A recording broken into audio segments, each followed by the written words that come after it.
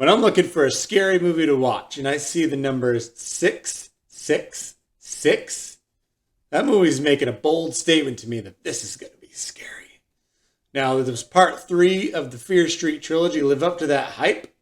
Tune in to see what happens.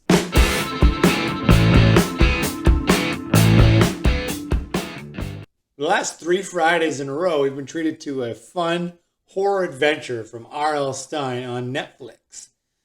Tonight was the conclusion of Fear Street, and this was titled 1666. 2 Fridays ago, we had 1994, which I rated a B-. Then we had 1978, which I rated an A-. So we're going on a kind of an upward trajectory at this point.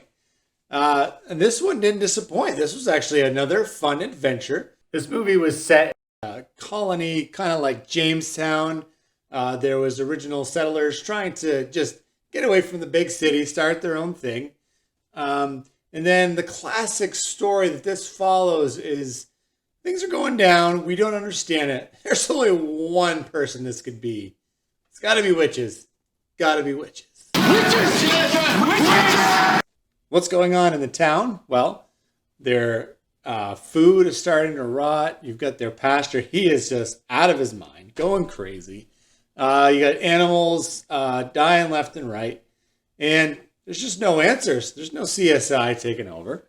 And you got a couple guys that think they saw something and they turn it around and they say it must be the devil. One of the main things that I look for in a movie that usually elevates it up higher and higher is surprises. And this movie actually had quite a few surprises. Does a really good job of tying in the previous 2 movies. And I don't want to spoil anything for you, so I won't get into what those are because I think you need to experience those for yourself. The movie really focuses on the main character, Dina, as she is kind of unraveling the mystery of what happened in the past. How do I save my girlfriend? And I thought this movie was paced really well. It had a nice flow to it. It wasn't too slow, wasn't too fast. There's not a lot of filler parts. Everything that happens in the movie really adds value to the story. And if I had one complaint, it is that it wasn't super original, but none of them are. They're kind of fun ode to the classic horror movies in the past. So I'm going to go ahead and give this one a B+.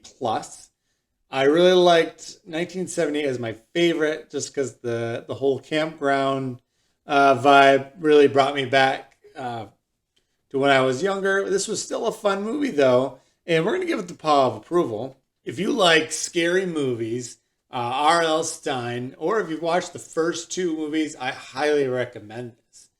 If you're just kind of checking it out and you say, my horror style is old school, in the 1600s, this is for you too. I don't think you necessarily have to watch the first 2 movies to like this, but I recommend it because it does all tie in together. I think overall, I'm going to rate this as B+ if you take all 3 of them. It's been a really fun adventure for the last 3 Fridays to kind of watch a trilogy play out without having to wait a year in between. So I'm going to be bummed next Friday when we don't have another one to watch. If you enjoyed my review or agree or disagree, feel free to comment below. If you can subscribe, that would be awesome. Because you know what happens when you watch my videos, you're going to find something entertaining.